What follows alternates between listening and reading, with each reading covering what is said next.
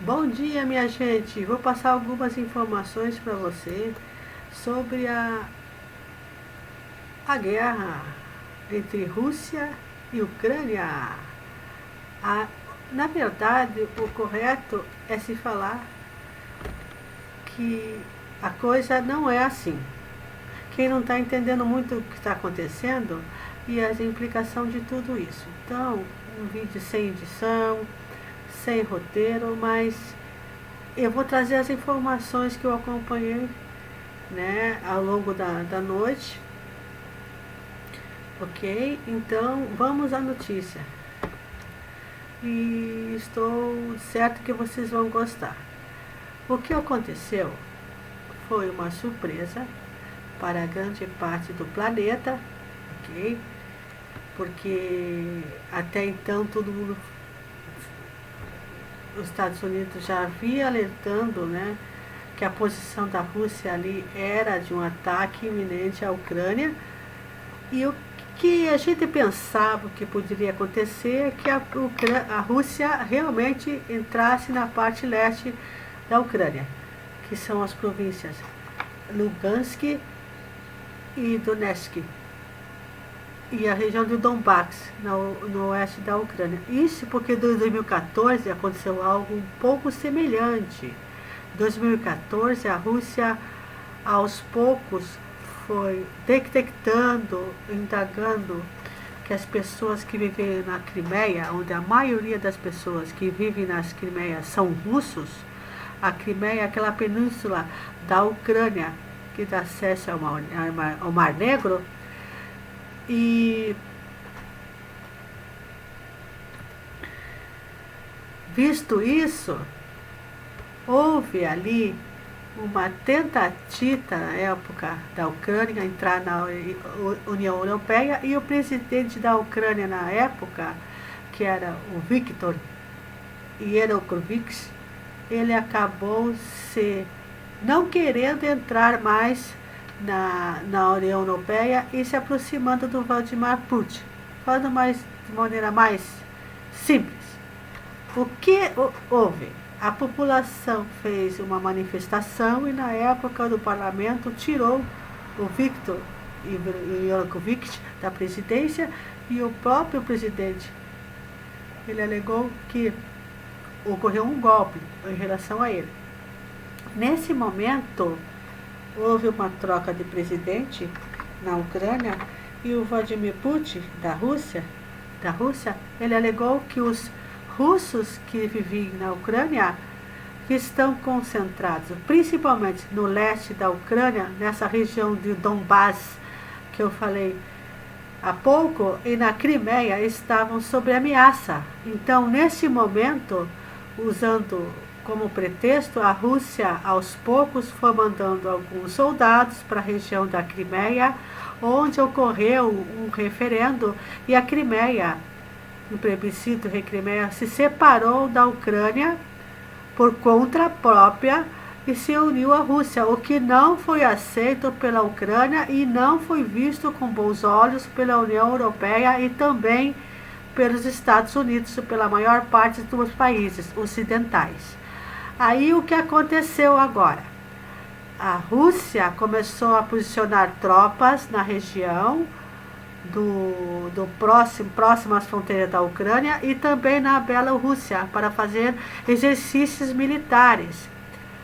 Ela foi acusada por estar preparando um ataque na Ucrânia. E a resposta que o Putin sempre estava dando é o seguinte: não, simplesmente estou fazendo exercícios militares que são de prática, que são comuns. Então isso é histeria do Ocidente. A declaração do Putin foi essa, certo? E que eles estavam causando um terror psicológico na população da Ucrânia e que isso não iria acontecer. Então, a palavra do Vladimir Putin, e que fez com que muitos analistas, que todos nós acreditássemos que não iria acontecer, que as tropas estavam ali, que realmente não haveria, né? Aí poderia também acontecer uma invasão mais ao leste, né? em 2014 foi usada essa estratégia. Essa estratégia de posicionar tropas ao longo de toda a fronteira é uma estratégia, né, que remete ao livro Arte da Guerra, que chamar a atenção para alguns pontos, né, distrai o seu inimigo e depois invade uns locais no meio dessa distração toda. Mas o que aconteceu foi o seguinte: na madrugada, né, o que ocorreu foi a Rússia deu início à invasão pelo leste da Ucrânia, como já era esperado por muitas pessoas, principalmente porque no dia 21 de fevereiro de 2022, o Vladimir Putin deu uma declaração duríssima em relação à Ucrânia. Então, vamos entender isso, sabe? Mais ou menos. Ele disse sim, que a Ucrânia, ela não deveria nem ter se separado da União Soviética. Se você não entende muito bem rapidamente, a União Soviética é um bloco de países que existiu ali até 1991. Durante a Guerra Fria, que se intensificou na Segunda Guerra Mundial, 1945 aos anos 50, 60, 70, isso perdurou até os anos 90, existiu uma aliança militar, certo? Naquela época, que era o Pacto de Varsóvia, que era da União Soviética, e do outro lado existia a Aliança Militar dos Estados Unidos e dos países ocidentais, que é a OTAN.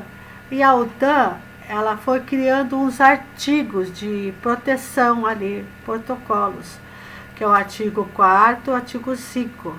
O artigo 4 e 5, que eu já vou falar sobre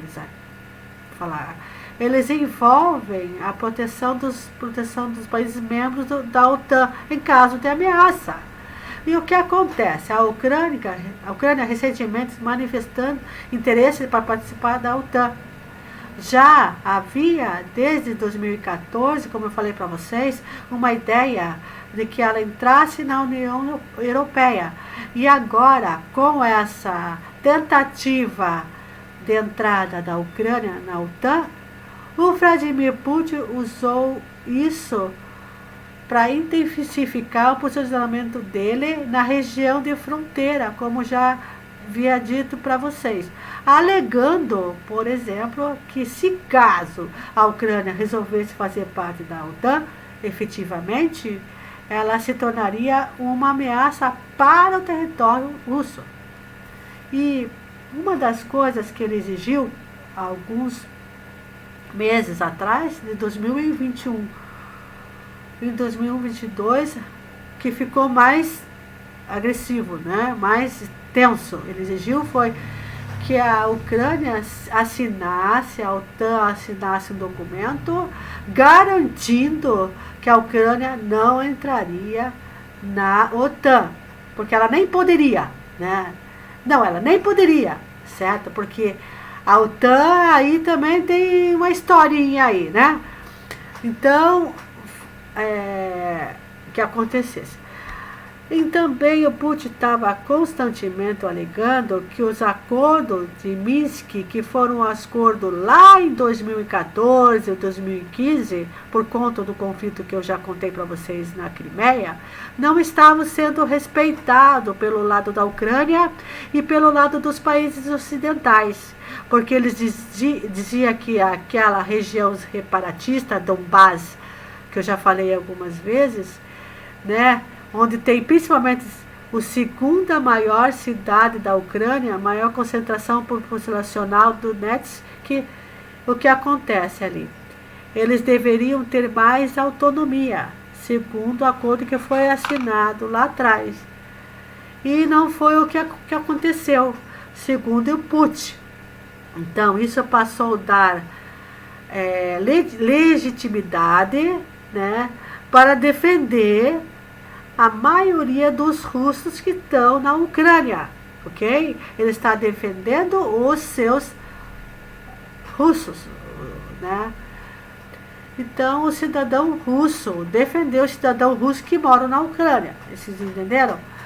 Então, mas no mundo ocidental, na cabeça deles, dos russos, o russo que mora em outro país, vizinho da Rússia, por exemplo, ele não é ucraniano, ele não é belorrusso, ele é russo. Então, isso dá o direito deles defenderem os cidadãos que estão nessas áreas. Então, o que acontece? Então, o que acontece? Né? O Putin, né, ele usou de sabedoria, ok? Para poder agir. A tensão foi escalando,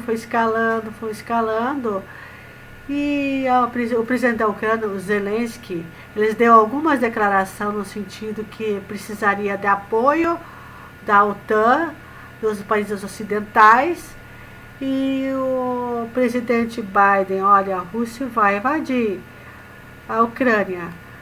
E do lado de lá, o presidente Putin falando que era só histeria, que não ia ocorrer nada. Então, vamos voltar para os artigos que eu falei. Há vários países que faziam parte da antiga União Soviética, Estônia, Letônia, Lituânia, estavam na esfera da influência soviética durante a Guerra Fria. Esses países, eles já começaram a fazer parte da OTAN alguns anos atrás. E o que aconteceu? O artigo 4 da OTAN, ele diz o seguinte, que se algum desses países começar a sentir uma ameaça, que deve comunicar ao bloco, à OTAN, no caso, um dos países mais poderosos dos Estados Unidos, Reino Unido, a França, os países ocidentais. Sobre essa ameaça, eles devem se reunir para ver alguma estratégia. E o artigo 5 já é o artigo da invasão mesmo.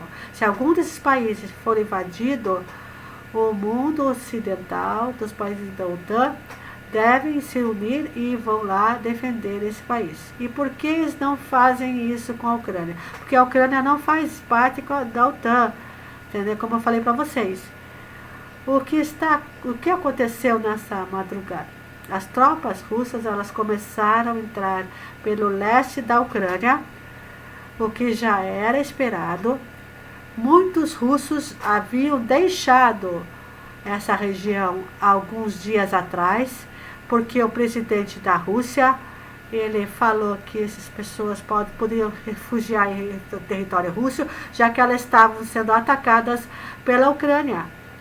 Ali naquela região que eu falei para vocês, em Donbass, Donetsk, Lugansk, ali existem chamados rebeldes, que são os soldados que lutam para a separação dessa região em relação à Ucrânia.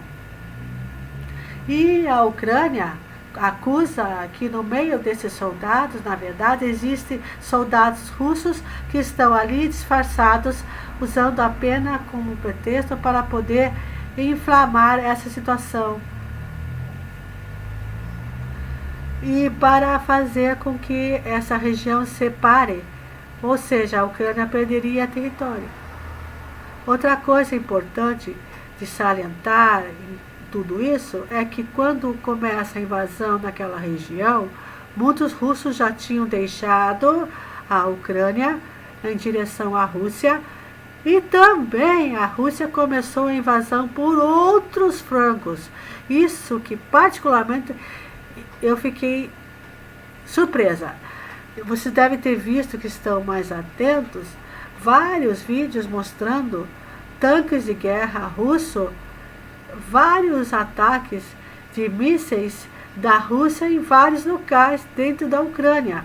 Por exemplo, na capital Kiev, que está bem distante desse foco maior de tensão, que é no leste da Ucrânia. Está bem distante mesmo. Só que ela está mais próxima da do norte da Ucrânia e mais próxima da Bielorrússia. Então, vários ali registros e relatos, até o momento que eu vi 4 relatos de explosões na região de Kiev, vi de tanques de guerra russos entrando pela Crimeia, que eu falei para vocês, em 2014 foi anexada à Rússia. Ela tem o acesso livre ao Mar Negro, então facilita muito que os russos levem embarcações até a Crimeia, e já tem registros de tanques de guerra cruzando a fronteira da Crimeia para a Rússia, né? Para a Ucrânia não deveria pertencer, mas está ocupado pela Rússia desde 2014, cruzando em direção à Ucrânia. Isso, então, temos entradas de tropas pelo norte, pelo sul e pelo leste. Os ataques russos, segundo o governo da Rússia, são pontuais para desmilitarizar a Ucrânia. Então, são mísseis de precisão, atacando pontos com aeroportos, né, atingindo locais de lançamento de mísseis, principalmente defesa antiaérea ucraniana. A defesa antiaérea ela é composta por mísseis que interceptam outros mísseis. Então, a partir do momento em que a Rússia começa a atacar a Ucrânia, só um pouquinho, vou tomar água. Não deu tempo. Vamos lá. Estes pontos são proteção da Ucrânia, pontos estratégicos. Ela vai reduzir a capacidade de defesa da Ucrânia. E segundo os analistas aí, gente, olha, é importante salientar tudo. Primeiro, tudo que está acontecendo, daqui meia hora pode mudar tudo. Então é notícia de agora. E segundo, ninguém tem bola de cristal para saber o que vai acontecer no futuro. Mas é isso que está acontecendo. Que provavelmente é uma estratégia bem determinada, bem ataca o ponto de defesa da Ucrânia, acaba com a defesa da ucraniana para depois entrar com as tropas, com os aviões e depois com as tropas terrestres. Então, de fato, nós sabemos o que vai acontecer amanhã ou depois da manhã. Vamos aguardar mais informações. Gratidão!